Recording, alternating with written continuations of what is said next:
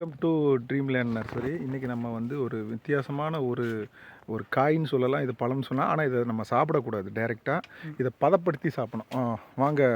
இது என்ன பழம் சார்? இது ஆக்சுவலி இது பழம்னு சொல்லலாம், இல்லை காயின்னு கூட சொல்லலாம். இது வந்து இது அது வந்து மெச்சூர் ஆயிடுச்சுன்னு சொன்னால் அது வந்து கலர் மாறிடும். ஆன பிறகு இது ஃபஸ்ட்டு நான் இது சொல்லி முடிச்சுக்கிறேன். இது வந்து மக்கோட்டா தேவா.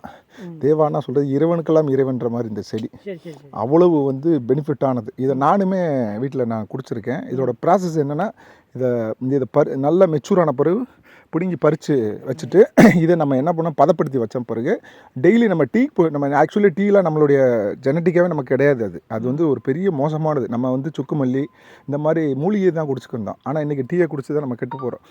அதுக்கு ஆல்டர்னேட்டு தான் இது. ஆக்சுவலி இது புராணம், ரொம்ப பழைய காலத்துது.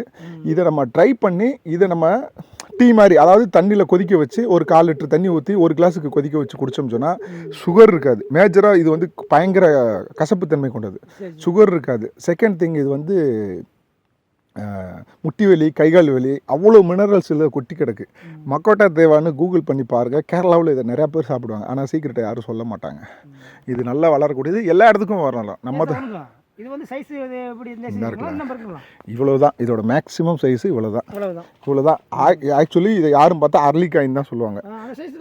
ஆல்மோஸ்ட் அரளிக்காய் தான். அரளிக்காய் மாரி விஷம் கொண்டது. இதை பச்சையாக சாப்பிடவே கூடாது. இது வந்து காய வச்சு பதப்படுத்தி, அந்த பதப்படுத்தினதை நம்ம தண்ணியில் ஒரு 2 கிளாஸ் தண்ணியில் போட்டு 1 கிளாஸ் சுண்டை வச்சு குடித்தோம்னா சுகருக்கு டேப்லெட் எடுக்க வேண்டிய அவசியமே இல்லை. இது ரியலாக நானே குடிச்சிருக்கேன். ஆமாம், இது நானே ரியலாக வீட்டில் குடிச்சிருக்கேன். ஆனால் நம்ம வீட்டில் இதை நல்லது சொன்னால் யாரும் கேட்க மாட்டாங்களே. இது எல்லா வீட்டுக்கும் நான் கேட்க மாட்டாங்க. இதுதான். தேங்க்யூ.